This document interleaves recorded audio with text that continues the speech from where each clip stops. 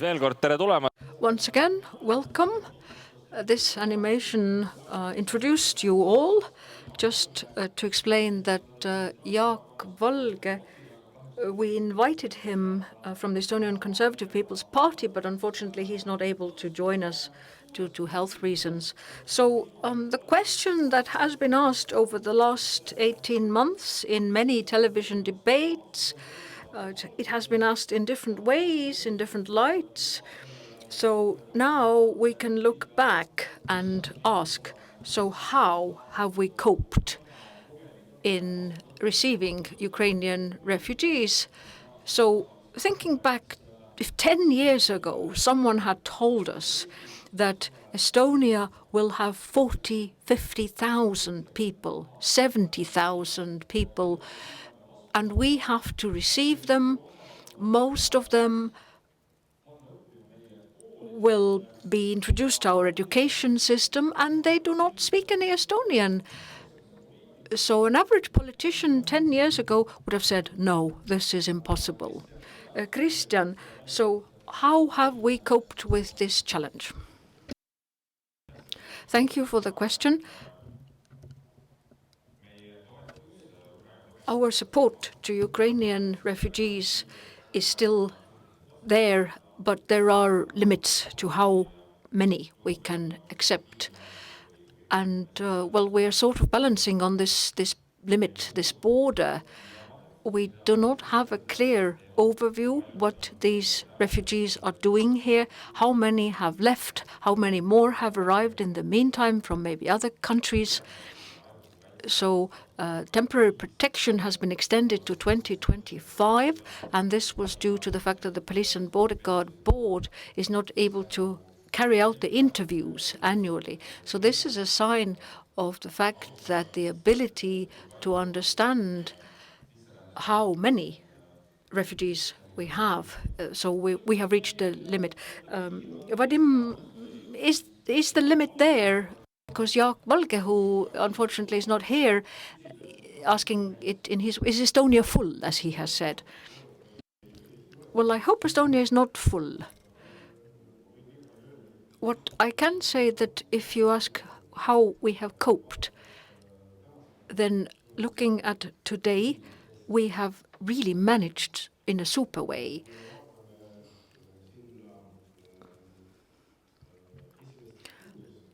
When we look at the first months when the refugees started arriving in Estonia, it was a nightmare. Well, to be honest, we were not ready. The state wasn't ready. We had very quickly to try and start solving this issue. We didn't have any experiences. Nothing on such a scale had ever happened in Estonia, and the thought that thousands of people are going to arrive and we need to accommodate them, we need to do something with the children, how they are going to start enrolling in our education system if they don't speak a word of Estonian, how do we guarantee the social welfare? So there were many issues. And I think that the first few days, the situation was that the state didn't know what to do. And I have to honestly admit that the first to start solving this issue was Tallinn, the city of Tallinn. In 2-3 days, we were able, on an empty space, literally, open a registration center in the northern part of Tallinn, and through this registration center, people started arriving. They were registered, lists were made, and that's when it became easier to manage the situation. But looking at the situation now, compared to then I think we have coped well. Katrin, so Tallinn having coped better in the reception of Ukrainian refugees, so where has the state had its issues? I think the other local governments have done their utmost. The issues at the start had to do with the communication between the different institutions. Who does what? But as a state, as a nation, I do agree with Vadim that we have managed well. So having overcome the COVID crisis, the next one was dropped on us. So the reorientation from one crisis to another, that we had the experience, and this is something that helped us. So what the state has done in a positive and successful way is the language immersion, language learning. And I'm very pleased to see that the refugees from Ukraine, they value this. They are willing to study Estonian. My personal experience, I visited the Ida-Viru Central Hospital in the northeast of the country. They just got a pediatrician who has reached a certain level in the Estonian language that in 6 months this doctor can interact with patients. So there are positive and negative examples. Well, yes, as you said, there are positive and not as positive examples. So in the media, we often hear stories from the refugees saying that they don't have access to certain language courses. Eduard, has the state not made use of this opportunity of offering anyone who wants simple opportunities to learn the language? So in those 2 days, we have heard at this conference that without language, it's impossible to get into the labor market. So, well, the state wants to offer those core language courses, but maybe we just don't have enough teachers, for example. We just don't have the real opportunities. We may have resources, the wishes to open those courses, so that everyone can learn Estonian, but realistically we just don't have the teachers who would teach the language. But I would like to pay my respect to the Ministry of Culture, to the Integration Foundation. You very quickly reacted and were able to organize the courses and try and look for teachers from anywhere so that whoever wants can study the language. And this general opinion about how we have coped, I would also say that Estonia has just coped well, managed well. We reacted fast. Tallinn did well, Pärnu, Tartu, all the other local municipalities, Kohtla-Järve. I'm also part of the local municipality. So we reacted quickly. We tried to find any kind of human resources to be able to admit the parents, the children. But the reason why we didn't get into a chaos like in some other countries, well, we have practiced for years. So one half of the question, politicians 10 years ago would have said that this is impossible. I would actually say that it is possible. 10 years ago, people said that 500 refugees is impossible. I don't know, you didn't ask me. 10 years ago, I would have said that in the case of 500 people, it would have been possible. For years, I have witnessed how the Ministry of Culture, the Ministry of the Interior, the Integration Foundation have been preparing integration program, adaptation programs. So we were ready. The Ministry of Education with its school system was ready. We have practiced, we have rehearsed on a small number of people, and as the number grew, we managed because we knew how. Because yes, in some parts maybe we didn't have enough finances, enough hours in the day, enough people, but we knew what to do. Aleksei, let's turn up the heat. When looking at our economy, our demographics, the long-term prognosis where we are headed to as a state, do we actually have too many of the refugees or not enough? Maybe we could do with some more if we've coped so well, integrated them as we hear. Everyone except Kristjan has stated so. Well, I'm maybe not the person to turn up the heat, but let's I'll join you on this ride. So those who have arrived in Estonia have enlivened our economy. If demographically they hadn't arrived, there are two aspects to this. So the adaptation of people and integrating them into the labor market and education system works when half of the work has done by the state. The state offers the services, the state tries, and we've seen this. But 50% depends on the people themselves. And this is where I'd like to recognize those Ukrainians who've come here. They have a positive attitude towards going to school, working here, so half is their responsibility. I'd also like to say that if someone says that we don't know exactly how many have arrived, how many have stayed, how many have left, I looked at the Ministry of the Interior data, and I do trust those figures that the state publishes. So most of those who have arrived have a sort of a relationship with our state, be it a work relationship, be that they are registered as employed, children who are at school enrolled there, seniors who are receiving pensions. So most of those who have crossed the border have actually registered. So I can't actually say that we don't know how many there are here. Everyone is listed for. But coming back to your first question, then I don't think we have too many who have arrived here. So if we say that we support them to the end, throughout, then yes, there is a certain limit to our ability. But we won't reach this limit tomorrow, day after. So when we look at the border crossings, then it's not been too high either over the last few months. Well, today, tomorrow, in 6 months, I hope it won't happen that tens of other thousands will arrive. Yes, we do benefit from the refugees from Ukraine. They work, they study, etc. Ukraina põgenikku nendest. Even if we have 30,000 refugees from Ukraine, and even if 1/3 of them will stay here in Estonia, we know that in coming 2 decades, the population figures in Estonia are still decreasing. And even if it will be 60,000 who will stay, even then the population figures will decrease in the future.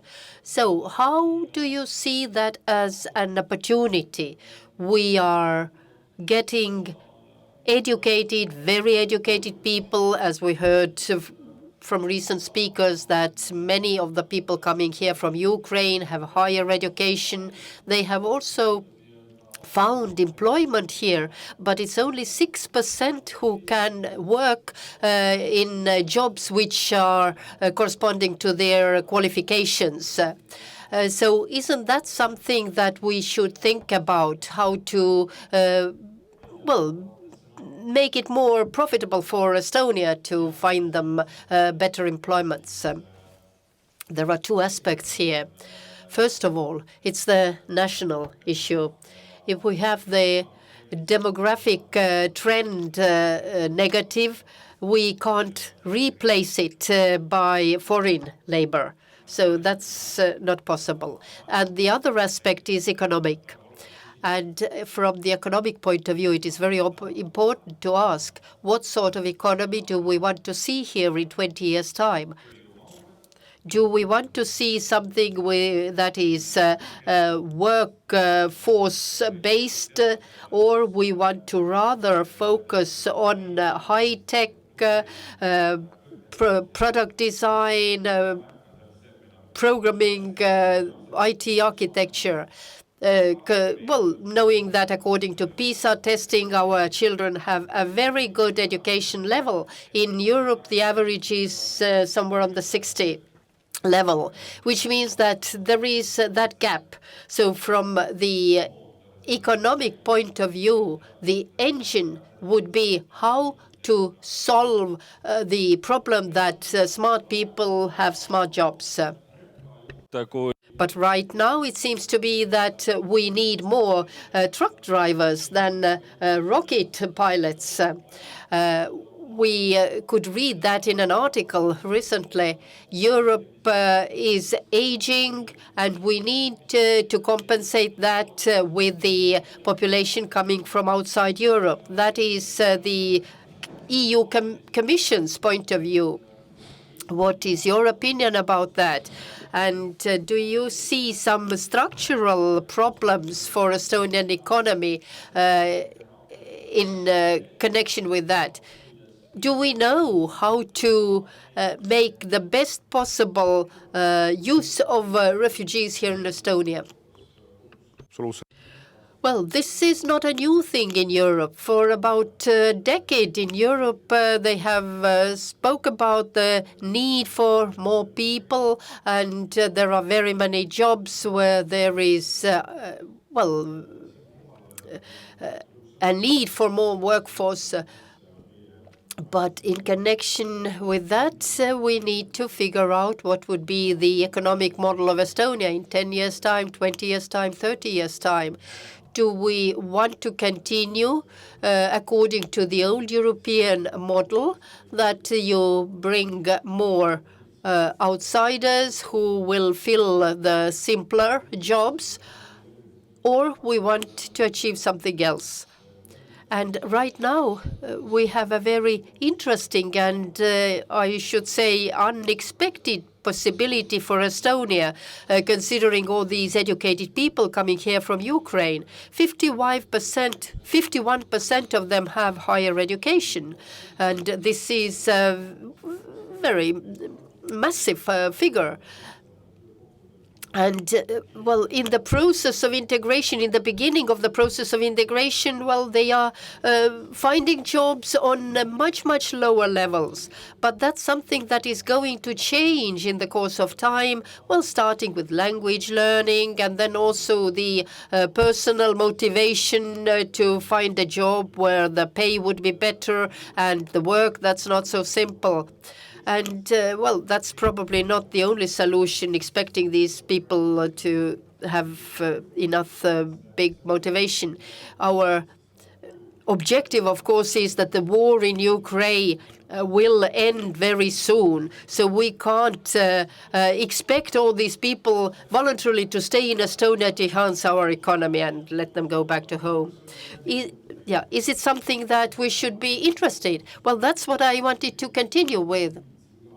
Right now, we are in the situation when we practically don't give any signal from the point of view of the state or the government to these people. What will happen next? What about their future? Do we want them to stay? Do we want them to go back? So probably the people also want to hear what is the attitude of Estonia, the government, the establishment. So, but what do you personally think?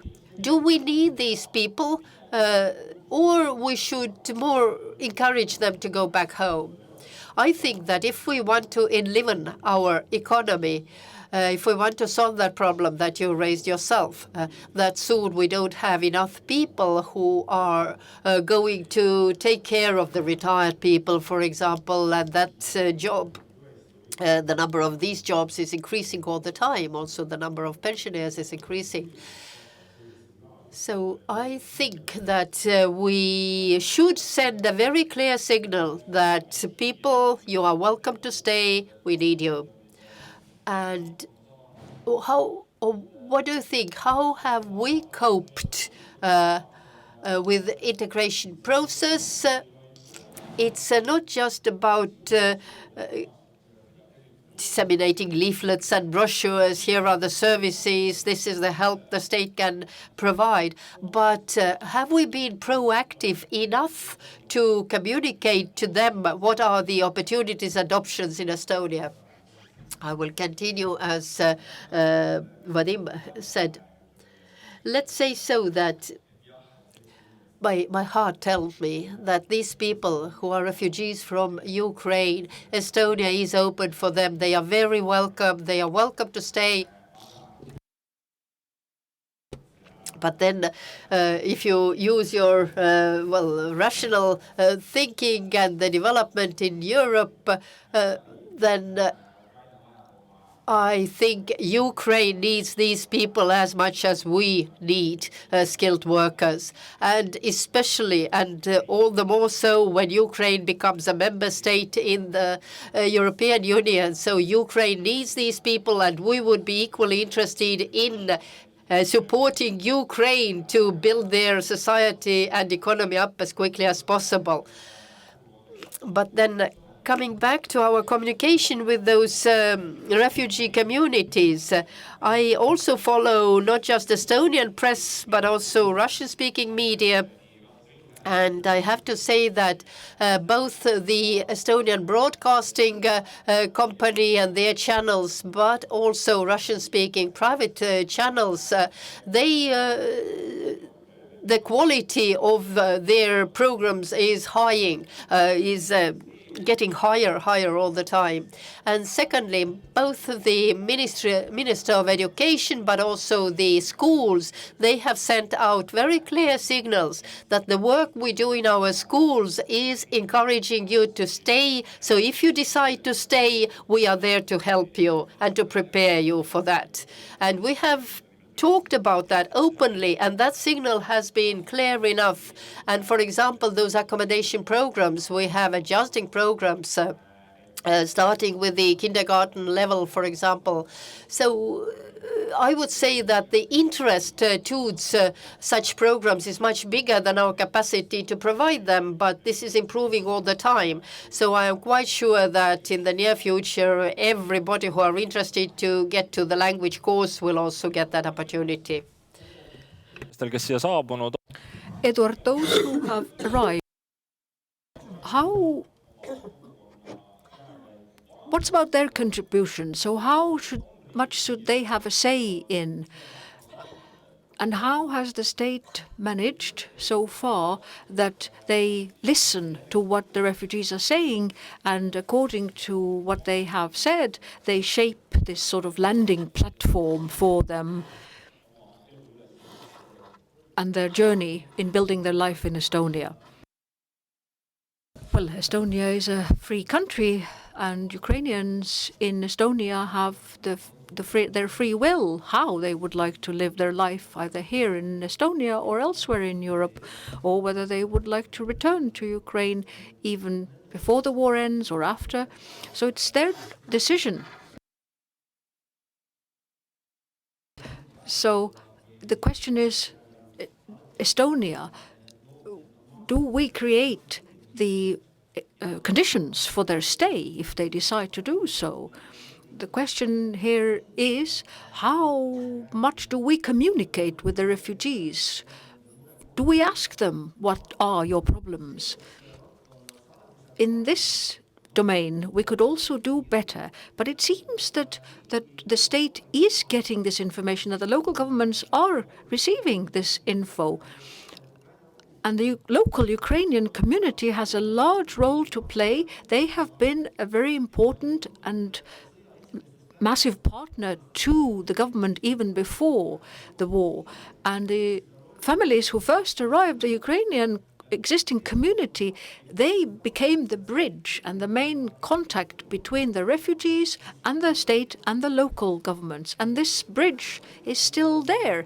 In Ida-Virumaa, in the northeast of Estonia, the larger municipalities, local governments, they have Ukrainian communities, Ukrainian societies, and these NGOs helped as translators, interpreters. They approach the state institutions.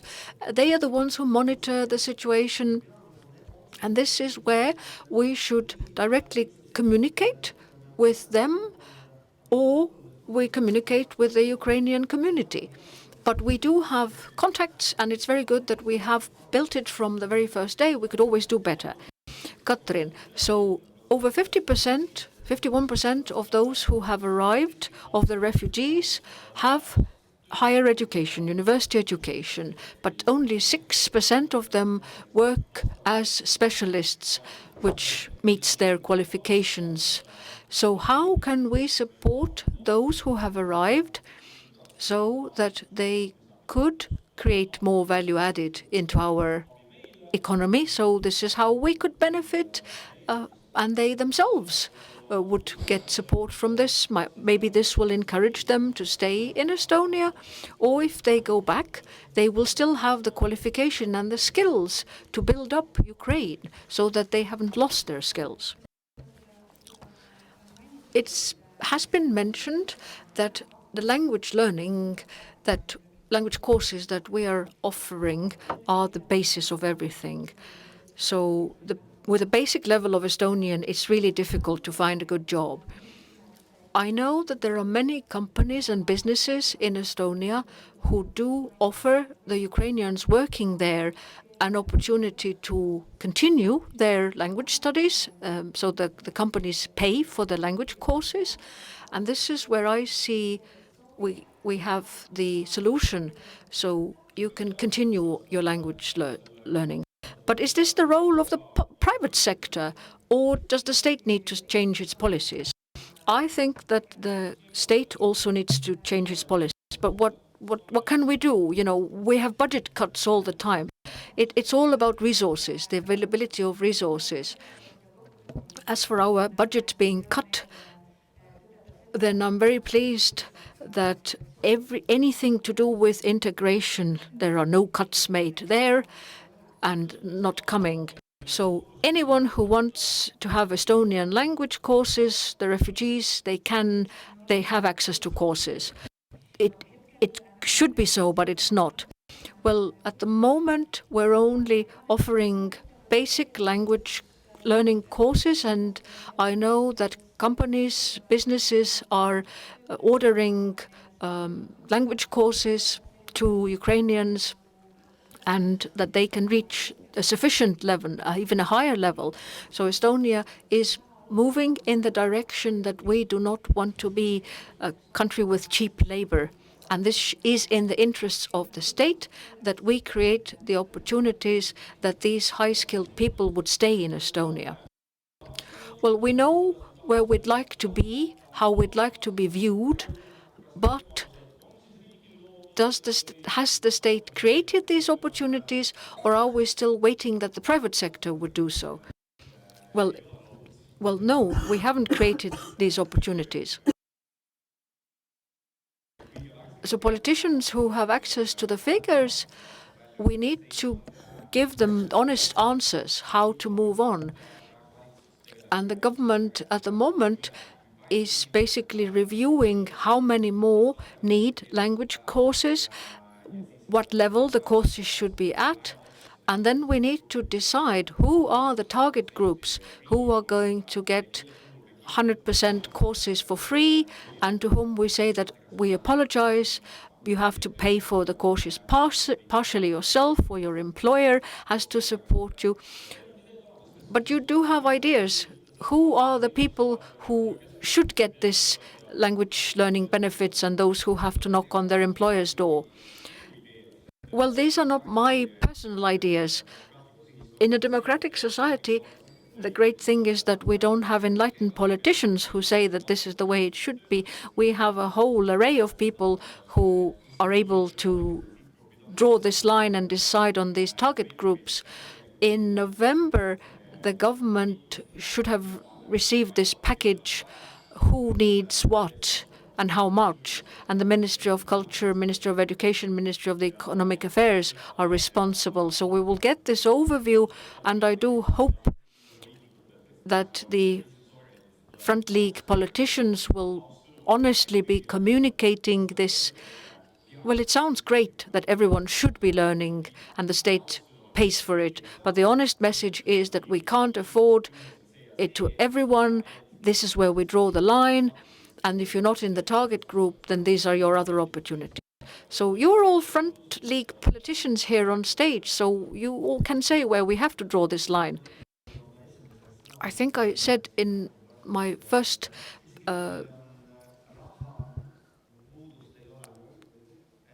presentation that, well, we have money, we have the will to offer everyone language courses. There's a political wish to do so, and if necessary, we will find the money. But like I said at the start, we just don't have enough teachers who would be teaching the language, and that's the problem.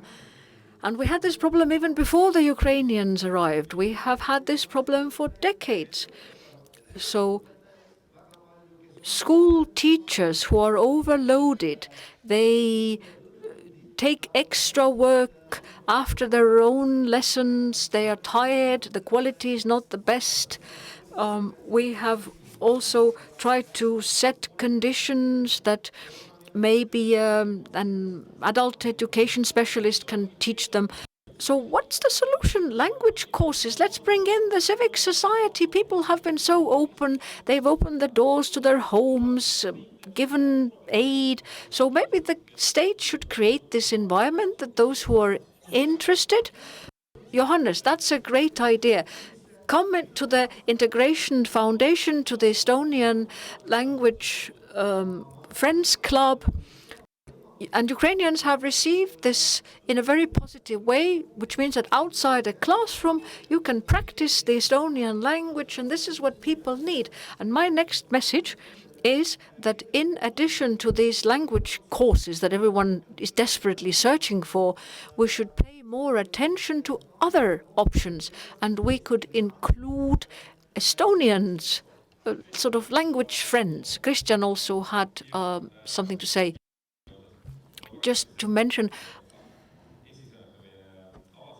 I like that in the opening words everybody said that we have a limit and that's it, we can't take any more, and that suddenly we have money to teach Estonian. Well, one party did say that we never have enough money, but you wanted to say that things are not good, that things are bad.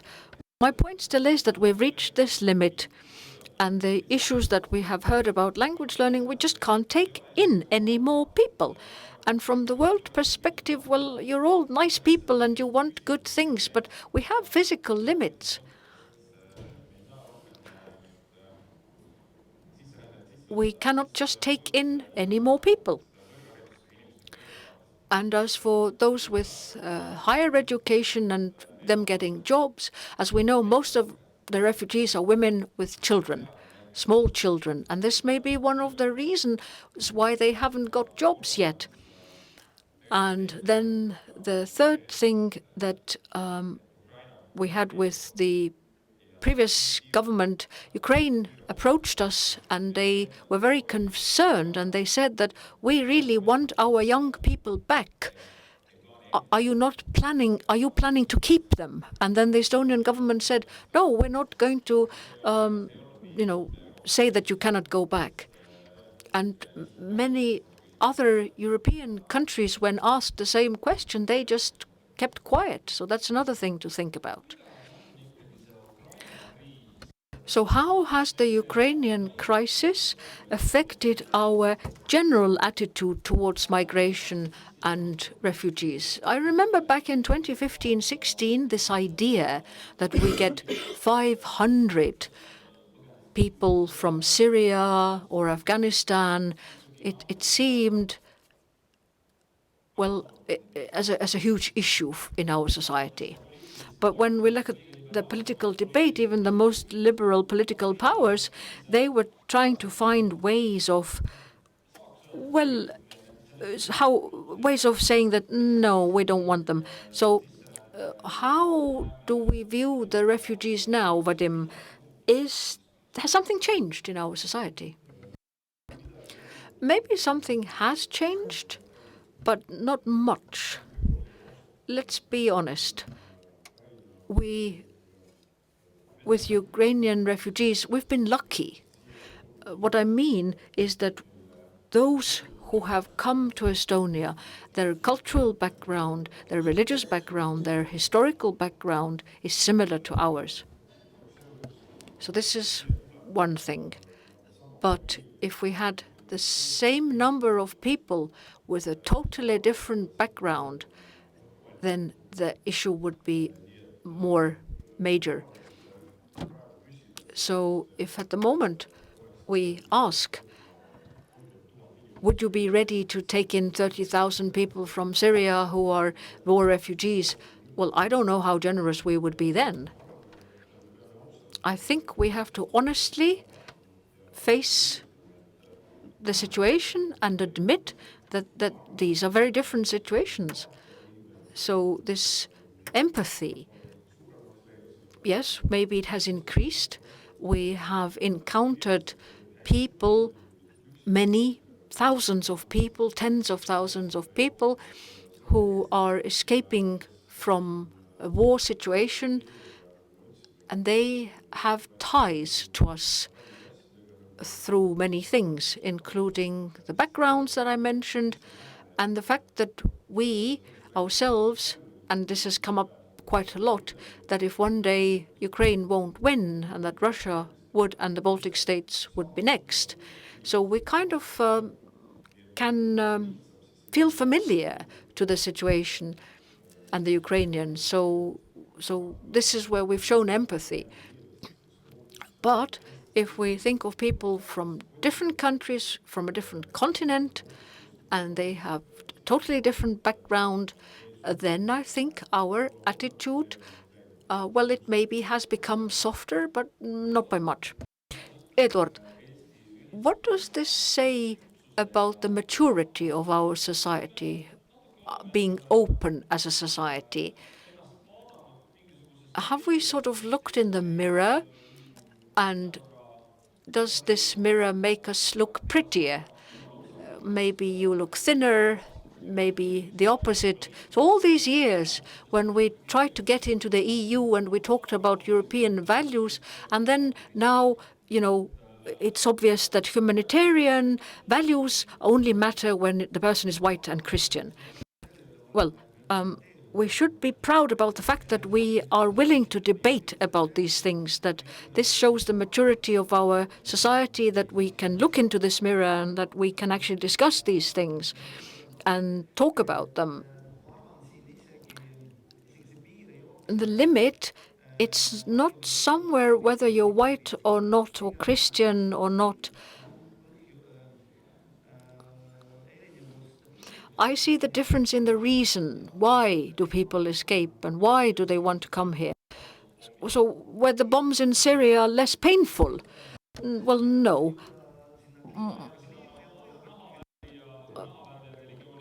So do you see that there's an issue in skin color and religion? Well, in a way, yes.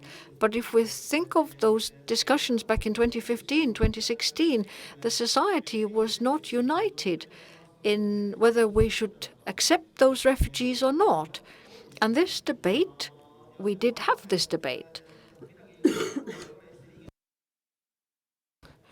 And nothing's happened. Yes, we did take a few dozen people, yes. Maybe a couple of good restaurants were opened by those refugees. Well, yeah, but the debate has changed. It's sort of moved towards what kind of refugees we want to accept. But yes, we don't want those economic refugees, the climate refugees. But as for war refugees, they have a different relationship and attitude, because our historical memory has to do with escaping from the war. And this is where Estonians are more open. But I do agree with Vadim that when you're in the same cultural sphere, our brothers and sisters from Ukraine arrived and we're more open towards them than those who come from a lot further. Katrin, the Estonian discourse, I'm going to use this term, the change in our discourse, it's not unique.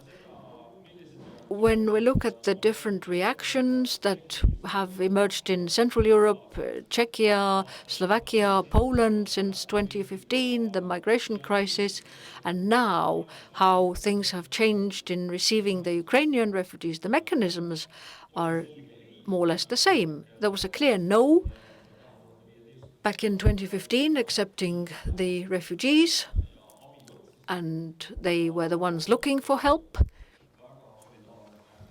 And now, receiving the Ukrainians, the societies have been very joined in solidarity.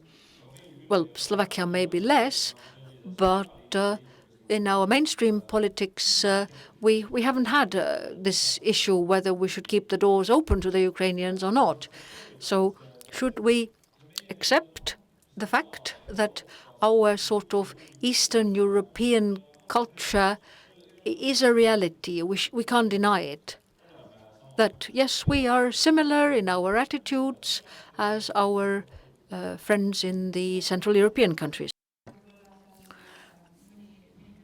Well, yes, if about a decade ago we were striving towards the Nordic countries, then now we actually understand that the Baltic countries and our neighboring Russia we look for similarities. And our politics, the way it is, it's also finding the solidarity with the others. I think that Estonian policies are very concrete. We have said it out loud that we don't take in those humanitarian refugees, but we do take war refugees. And Estonia has been in the position of supporting Ukraine as much as we can, and this is the only way, and we should carry on with this. From human rights point of view and our constitution, well, there's no difference whether we help a Muslim or a Christian refugee. But in Eastern Europe, we have this idea that this humanitarian aid, helping those humanitarian refugees, if they need protection, well, that it doesn't apply to Muslims. Aleksei, is this so? Should we admit to ourselves that, yes, this is where we draw the line, what the person's skin color is and what their religion is, and help them or not? Well, the honest answer is that for 20 years we have been talking about European values. And the answer should be no, that we shouldn't draw a line. Well, maybe we've lied to ourselves about these rooting of the European values. Well, I like the way you're trying to torture us here. They're very good questions, like sort of hitting us in the eye with a fist. So comparing 2015 and 16 to now, Estonia is a small country. Estonians are not many of us. So we have gone through a period of occupation. The post-occupation time has also left its mark. And it's also left its mark on people whose native language is Russian. And we sort of have this way of protecting ourselves. We have our traumas and fears. Yes. Yeah, but we shouldn't lie, like you said. Well, politicians, we like to look at things separately. We're now here at the integration conference, then we say the best things here, then we go to a next conference and we say something totally opposite. So, for example, if someone says we should have a lot of immigrant workers, but then again at a different event we say that no, we don't want them. So saying different things at different events. So clearly there are two opposite sides.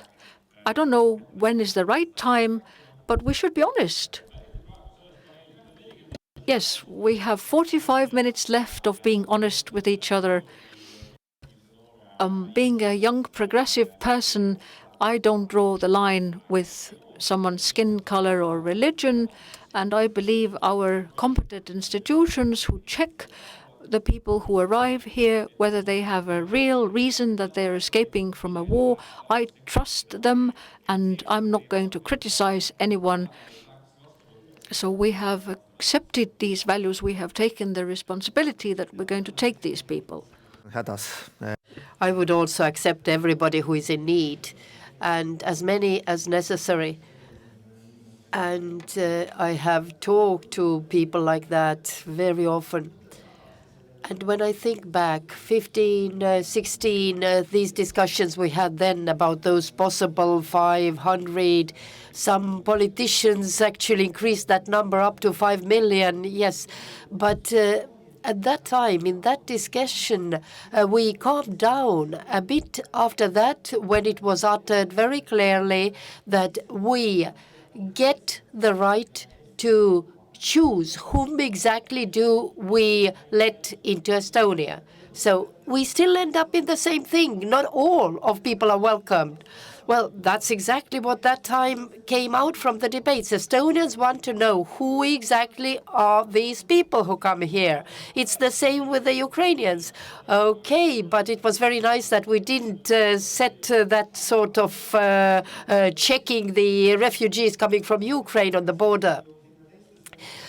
Yes, but, well, the authorities, for example, went to other countries, started to interview people there, And it took a lot of tension away in the society, because these people who finally arrived in Estonia, we knew already about their backgrounds, the vetting and everything. Where do they come from? What's the reason they left their homeland?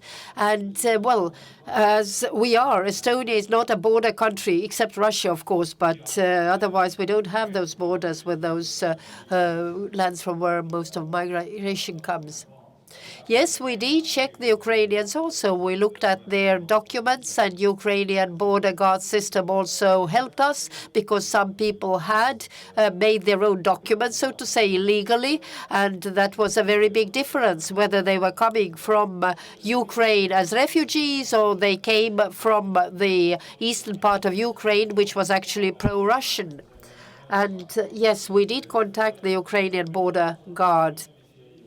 And probably because of that, quite many were left behind the border. Yes, in the beginning of the Ukrainian crisis, we also had the opposite example, where Finland asked. They say that it takes a month to look through the documents of an applicant, but in Estonia we did it with 1 hour. And there were also questions about whether it's about religion or race. No, it's the value space or the value area. So we see these conflicts now in France or in other countries where you see that it's the value systems which are clashing. If I'm not mistaken, it's 1.6 billion Muslims in the whole world. From those, 1.1 million think that women should be subjected to men.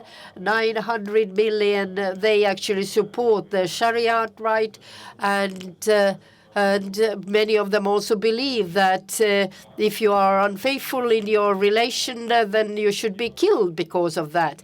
And if these values contradict the values in the country where they come from, that's from where the conflicts arise. And we have 10,000 people from the risk countries. Well, I have the feeling that I'm sitting between two fundamentalists. One of my neighbors saying that we should take and accept everybody who comes, and the others, they say nobody. Well, but you represent the Central Party. Who else? I would like to stay on this realistic position. Let's look what's happening in Europe. European countries which have accepted all sorts of migrants, refugees, well, people coming from abroad. We see what's the result. We see what's happening in Sweden, what's happening in France, in Belgium. The same capitals where there are big blocks where the police even doesn't dare to enter. We have countries which, in principle, actually, one after the other are looking through their present immigration policies. It hasn't come out of nowhere. So that is the explanation why we can't be so altruist that we say, yes, everybody, we accept everybody and always. We do need a very specific and concrete approach, and we need to be clear about that. Let's say the criminal news, they tend to be changed in media. For example, the stories how police doesn't dare to enter some blocks. Well, this is not quite clear and not quite true. But we are still talking about the migration policy, and in the broadest sense, we all accept that it has changed in Europe recently. But let's say towns like Vienna, Amsterdam, do you think that it's dangerous to be there? No, it's not.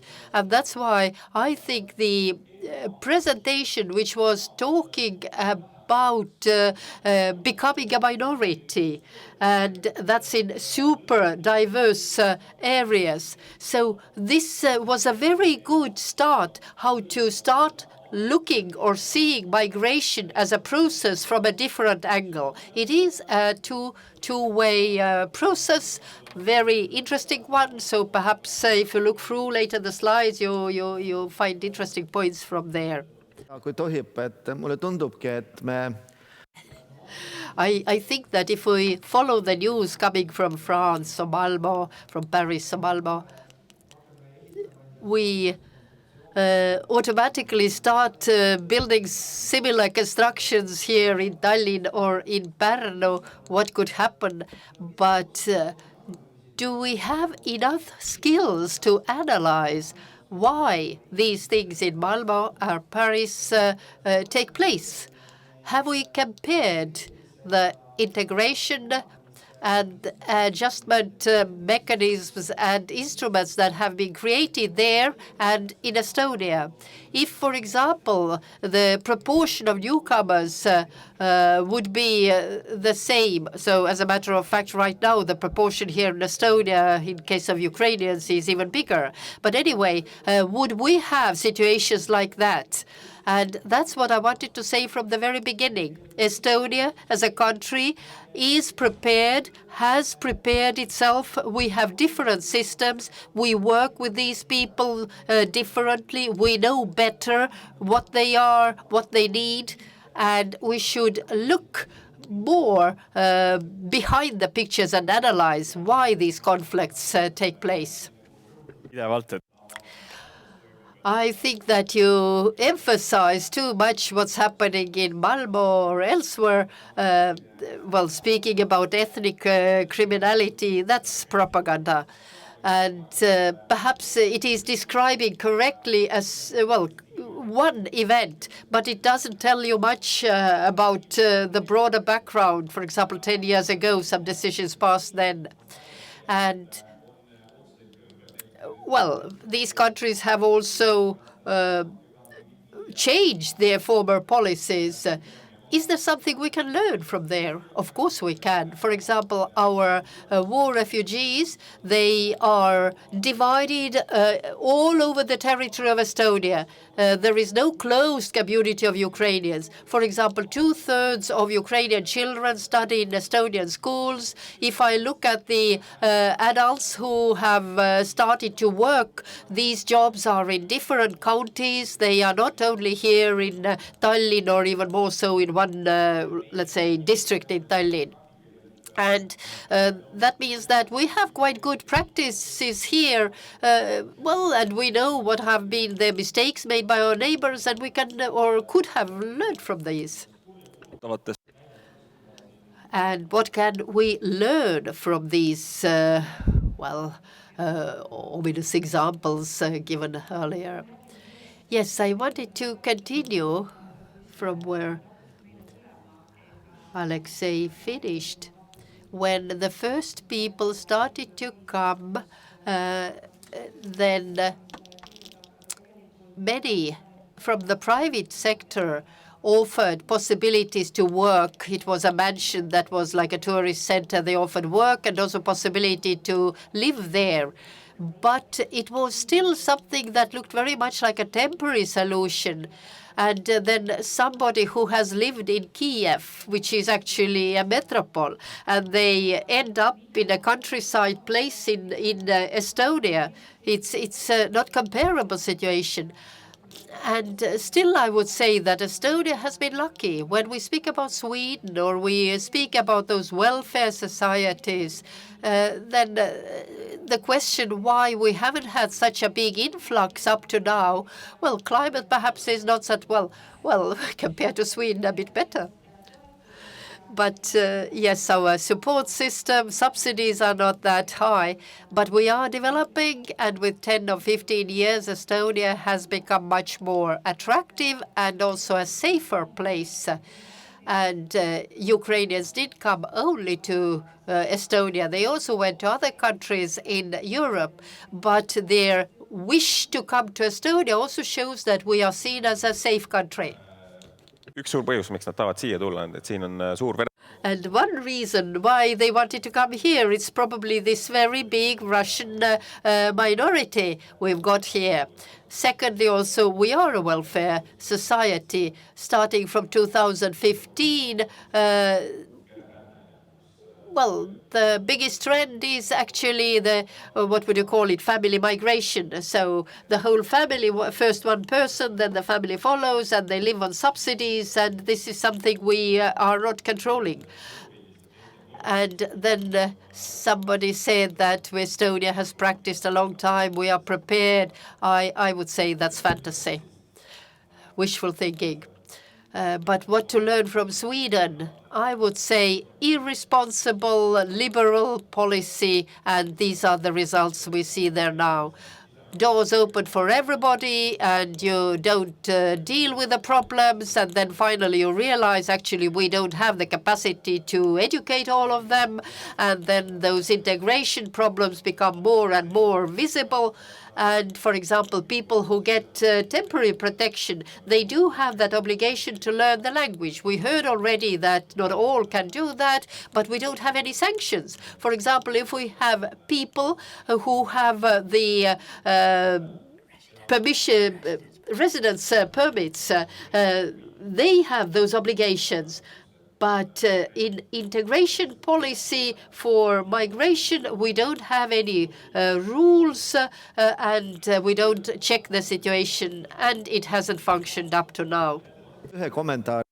I have another quick comment.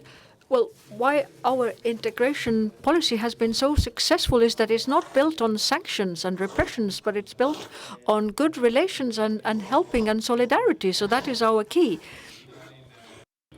Aleksei, well, I was, well, we were having a course at university, and I sort of had the role of a minister of assimilation. So speaking of sanctions and forcing people, then let's be honest, that's not integration policy. I would also like to say that, well, most people are sort of blinded by this.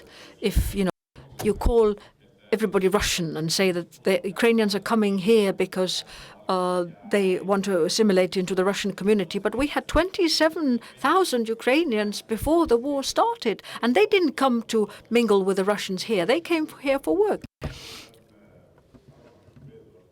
Like Eduard said, our integration ability, it really has worked well. But on the one hand, we want to integrate the Ukrainian war refugees, and the other side are the local Russian speakers here. Well, we've been trying to integrate them for several decades by now, and we cannot say that we have been really successful at that. So that's not quite right. I'd like to come back to this, but as time is running, I'm just going to speed up a little bit. And before I do so, I'm just going to slow down, and I'm going to give the audience an opportunity to ask questions. I promised that you can do this. If you have a question, please introduce yourself if you have a question, and a very specific question, please, from the audience. You have had the opportunity. Okay. There's someone I recognize who has a question. I did ask an electronic question as well, but a question to Kristjan Järvan. So many times you have mentioned the word refugee, or have you just called them migrants? So do you interpret them in different ways? So have the refugees become migrants who are equal to all the other ones?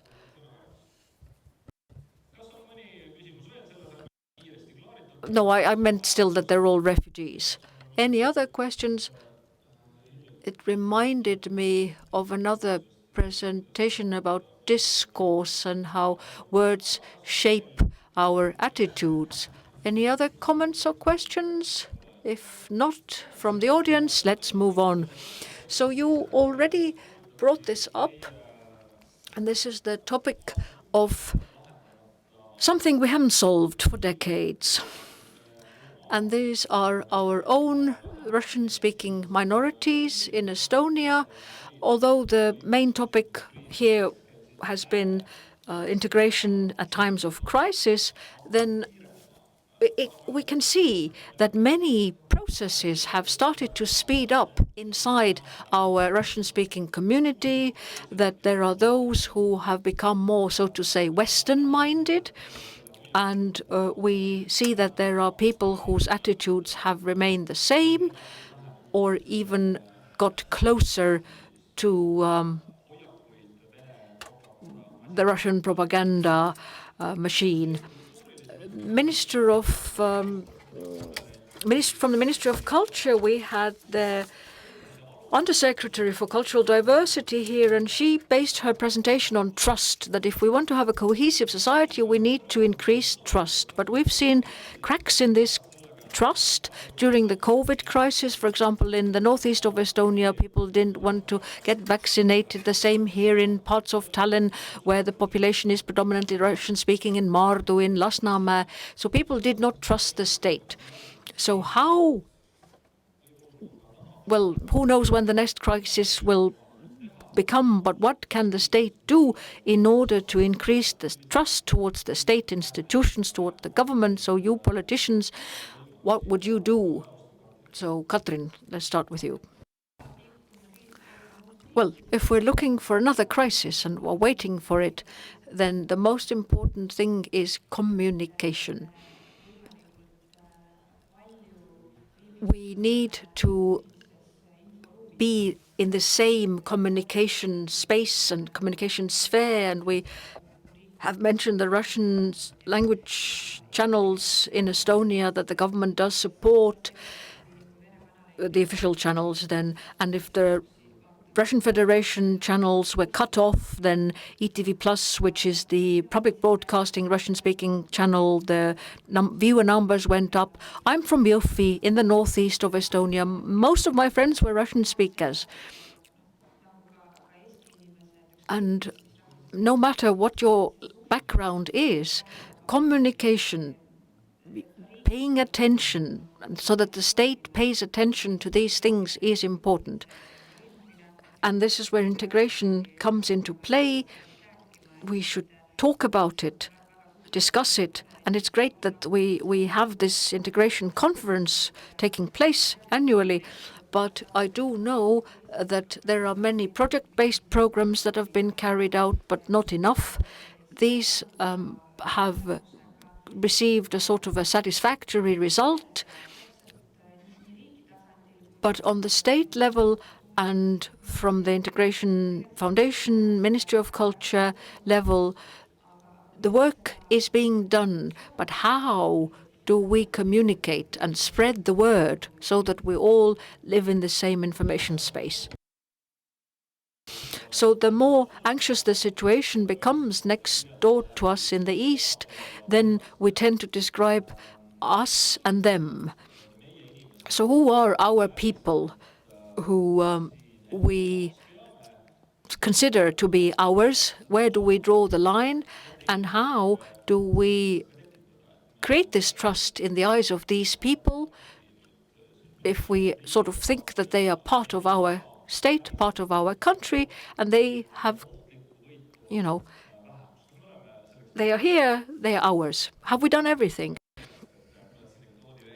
Well, it has been mentioned that we have these new war refugees, and then we have those Russian speakers who have lived here for decades, even longer, and in 30 years, again, I say us and them, in 30 years they have not integrated. Minority and a minority, there's a difference. So those who have arrived from Ukraine, they're war refugees, they've come a long way, and Estonia has accepted them, and we cooperate. And then there's someone like me. I was born in a free Estonian republic. It's the only country I know.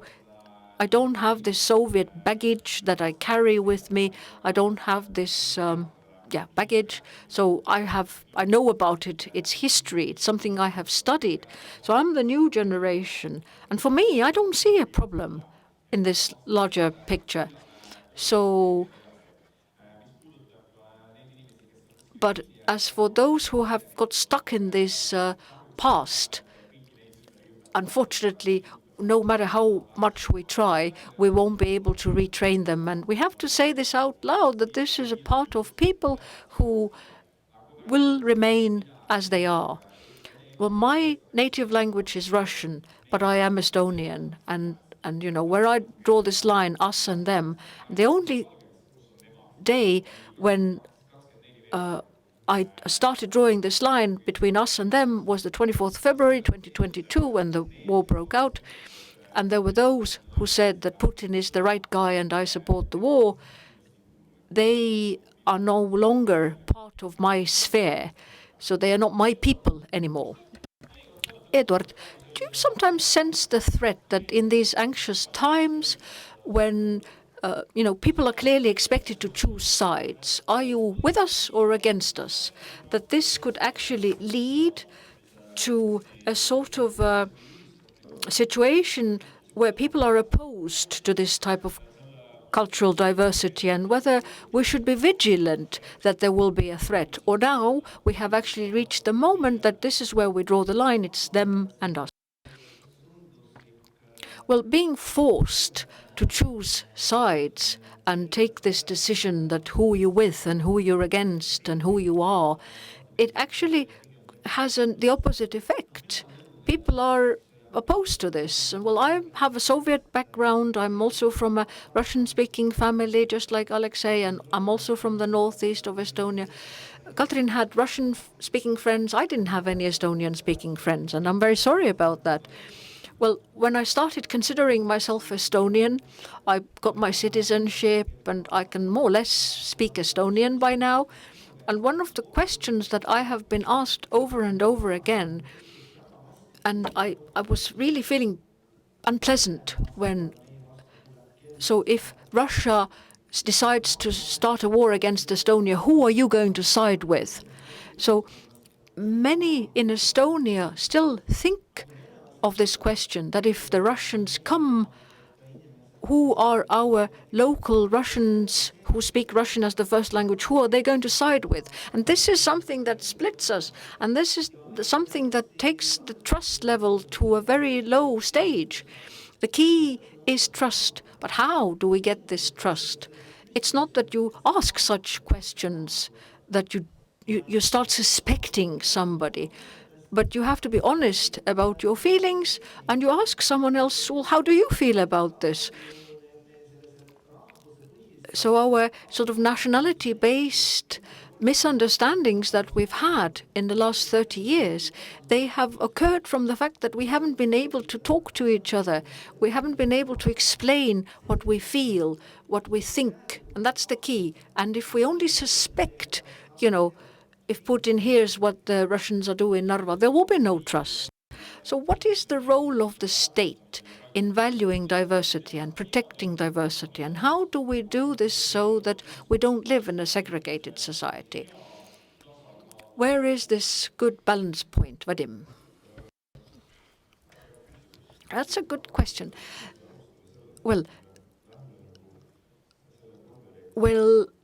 we think about, look at the website of the conference, and you look at the program. And the program, amongst many other things, had Vello Pettai. Is Vello still here? Yes.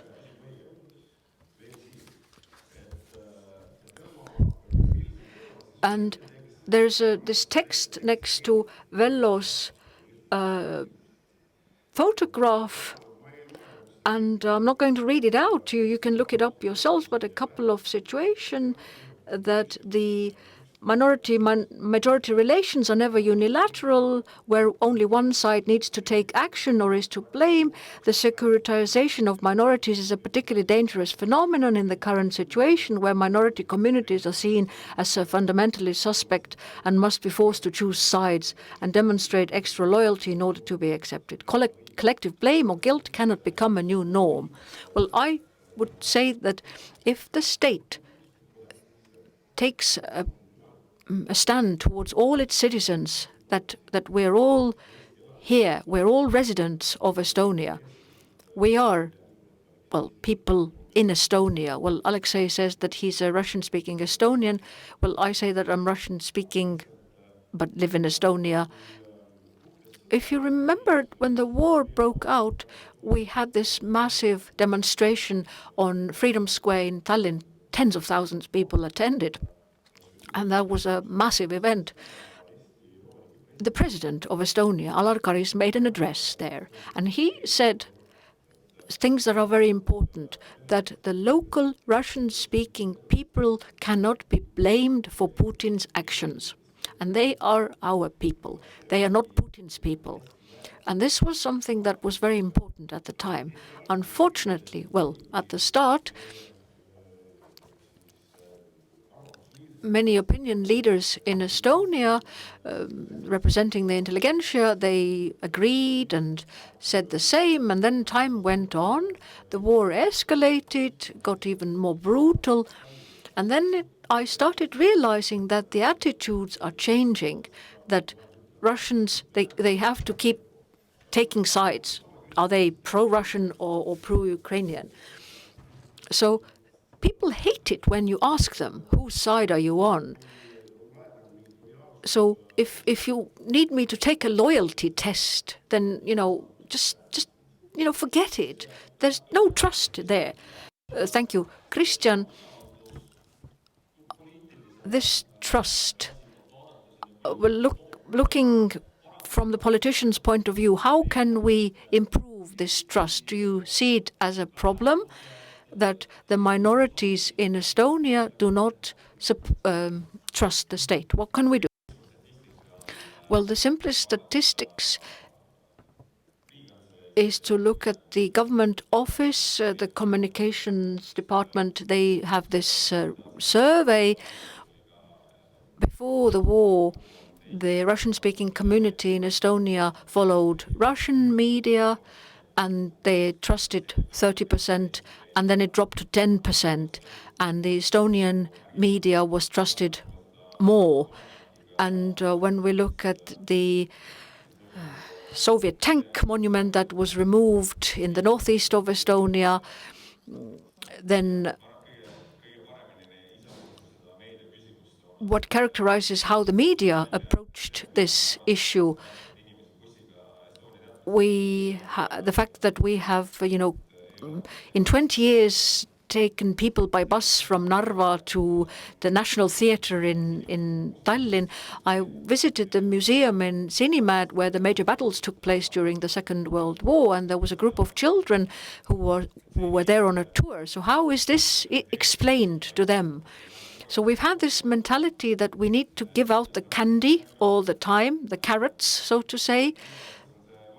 But it's wrong, because if the child is in a tantrum and you keep giving him or her candy, then people have this expectation that we want more and more. But if we look at the southeast of Estonia, Valgamaa, their average salary is exactly the same as it is in the northeast of Estonia. But back to this museum in Sinimäed, there have been 2 times when they've seen that people's attitudes have changed. In Narva, when we had the Defense Forces parade, most people in Narva kept saying that the fact that we're in NATO is a joke and they will not come to support us. And the other was the film, the movie, 1944, when some Estonian children with a Russian background started realizing that maybe my grandfather wasn't actually liberating Estonia from the Nazis, but was occupying them. So whether you are pro-Russian, pro-Estonian, your life is harder, we need to give you more things. And if this special treatment stops, and if you're living in Estonia, and that's when integration starts taking place. Young people, we get carried away, and we become enthusiastic.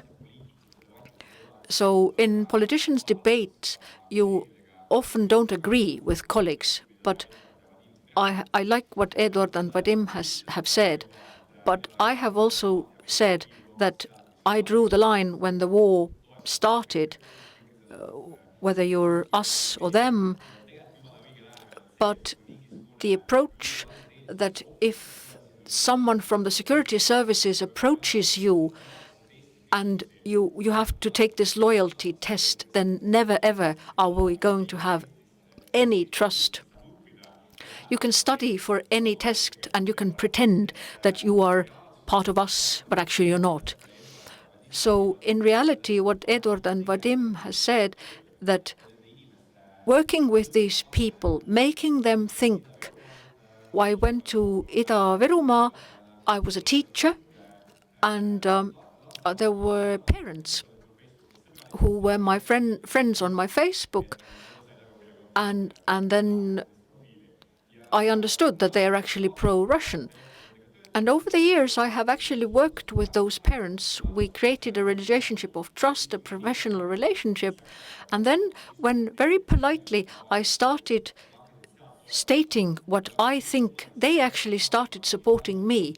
They never would have done so if I was a politician from Tallinn and saying that this is the way how Russians live. They would never have supported me then. If I hadn't worked with these people in North Estonia, then I wouldn't have been able to make them trust me. What you need is you need to work and live side by side. You need to get this trusting relationship, and only then you can realize that, oh yeah, maybe the grandfather wasn't actually a liberator, but an occupier. So seeing things from a different perspective, it's not making people take these tests of loyalty that create trust. Eduard? Yes, Kristjan. As a parliamentarian elected from the northeast of Estonia, I have to react to these labels. People in Ida-Virumaa, they are not children in a tantrum. They don't need any special treatment. What I think they want the exact same normal treatment, attitudes that Estonia has towards people in Valga, in Viljandi. That's the difference, that somehow we keep labeling the people in Ida-Virumaa, that they are somewhat special, that we need to have a special approach, that they are Russians and they are Putin supporters, and oh my God, they watch Russian Moscow television channels. Be normal in your relationships to people. No one's in a tantrum. Ida-Virumaa needs a normal human relationship. Why do we have this special commissioner now in Ida-Virumaa? So the central government of Estonia spends most of its money to Ida-Virumaa. No, he's not a special commissioner. He just represents the Estonian government in Ida-Virumaa. And why do we have this fund for a fair transition? Is that we keep closing the industries in Ida-Virumaa. Every day people are being left unemployed. We need to offer something instead. This is what they expect.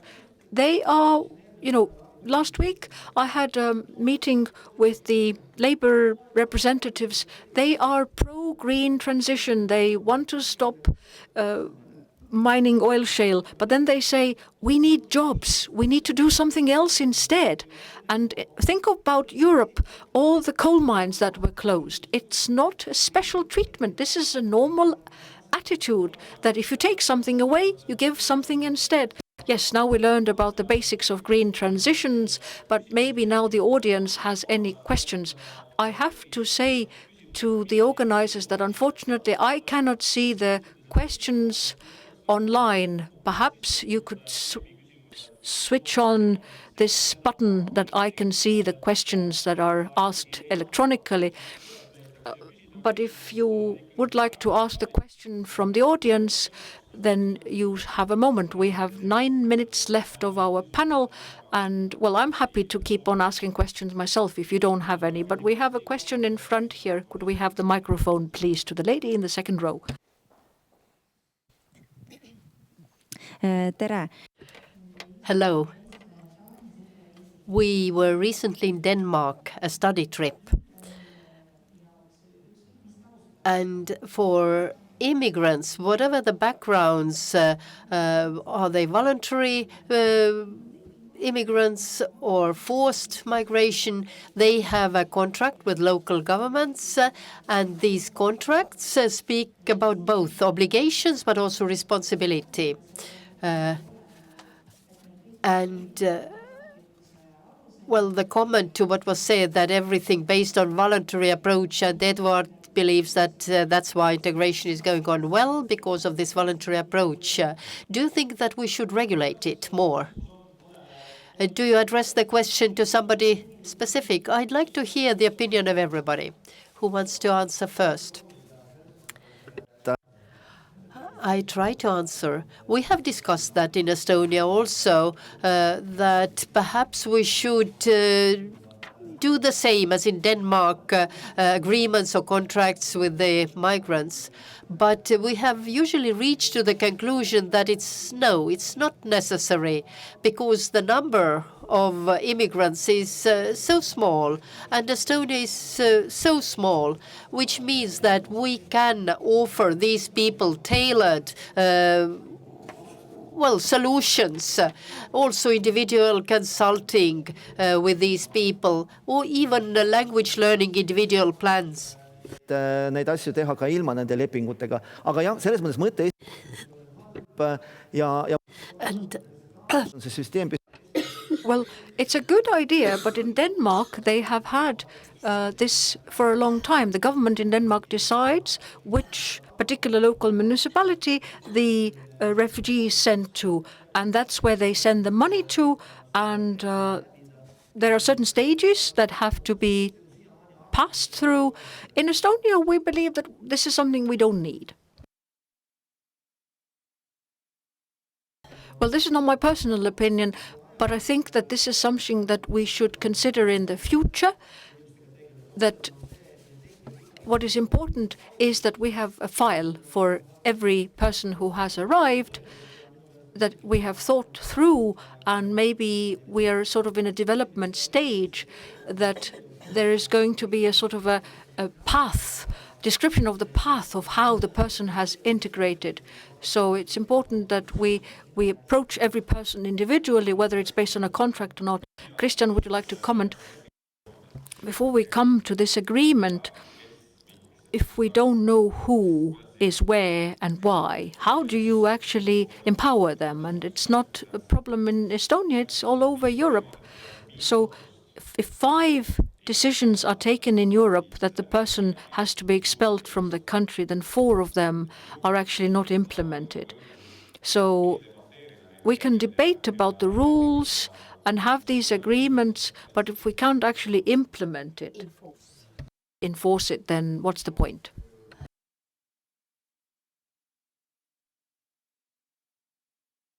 Well, this could be possible if we speak about mass immigration. Until the Ukrainian war, we didn't have such situations, and Eduard is right that we did manage without this. We did manage before. But my question to you is that let's suppose that we have this agreement. What would be the sanctions? Will we be expelling people from the country if they haven't gone through certain points in this agreement? For example, imagine that if we made an agreement with each refugee from Ukraine and say that if you haven't done this, we will send you back to Ukraine. Well, it could work in case we had not just war refugees, but migrants, economic migrants. That's when there would be a point. But as for refugees, then, well, yes, we're not going to send them back, are we? Yeah, it's just something that is complicated, and in Estonia we don't maybe need this, but in the future, perhaps the future will show us. One of the topics here at the conference, as someone has asked, is the reception of those who came from Russia, who are pro-Western minded, who have higher qualified. Should Estonia take them in from Russia? Is this an opportunity we haven't used? Who would like to answer? Kristjan? No, we shouldn't take them in. the previous government, they used a term saying that we are not going to have a white guard Russia in Estonia. So that was 2014, the war started, not 2022. So after 2014, already many Russians started arriving in Estonia. They came with Spanish, Portuguese tourist visas, but somehow they still managed to settle in Ida-Virumaa.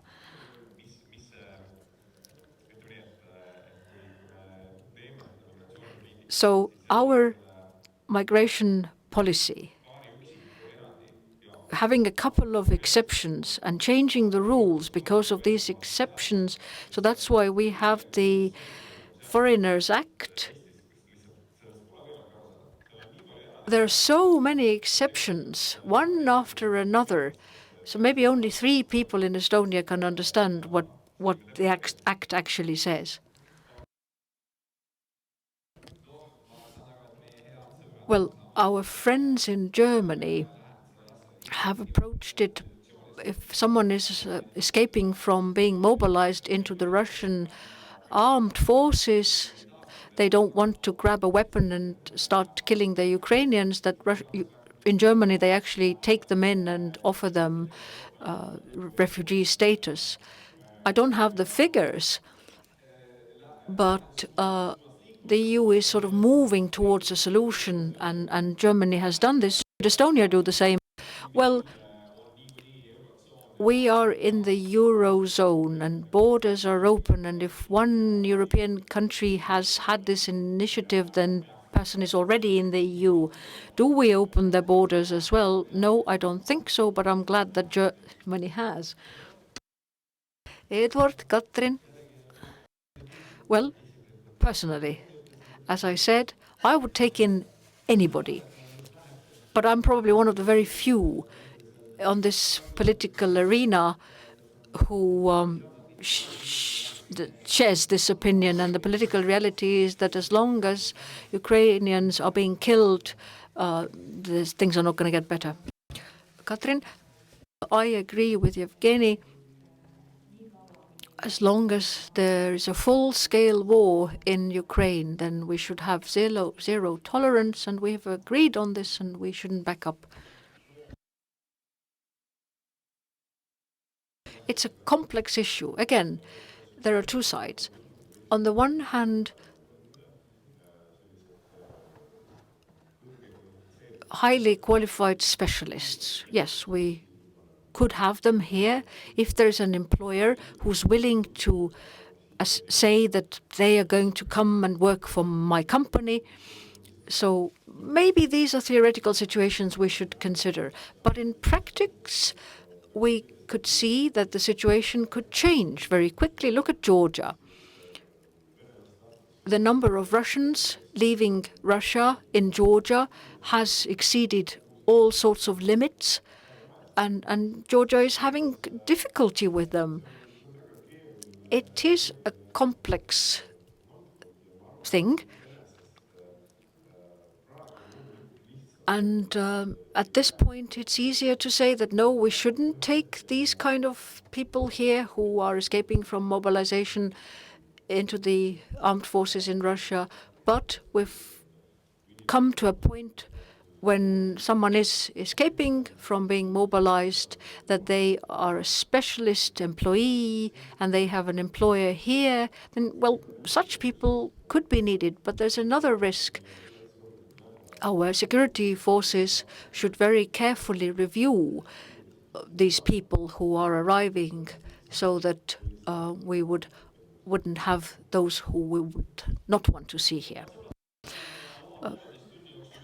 Dear all, well, what was happening on stage over these hour and a half, well, this was music to my ears. There were some brighter notes and the melody changed. Well, if it was up to me, then we could actually continue for another hour and a half. But the reality is that in this Renaissance Hall, another event, another concert, and will start and there'll be different music performed. Musical instruments will be on stage, not just politicians who have taken the stage. So we don't have much mercy left, and we cannot extend our debate, and our time, unfortunately, is over. Well, this is my way of saying that also our conference is actually over. We've come to an end. I'd like to thank you all, politicians who found the time and the opportunity to come here at these times.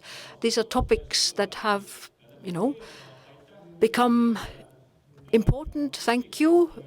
Ladies and gentlemen, dear all in the audience, thank you for asking questions. Thank you for listening. Presenters, thank you for your presentations. Thank you for raising these important issues. And I'm sure that over the next few years, we'll be debating on these topics again. And as a journalist, it's very important for me to observe this. I'm sure that our politicians deserve an applause.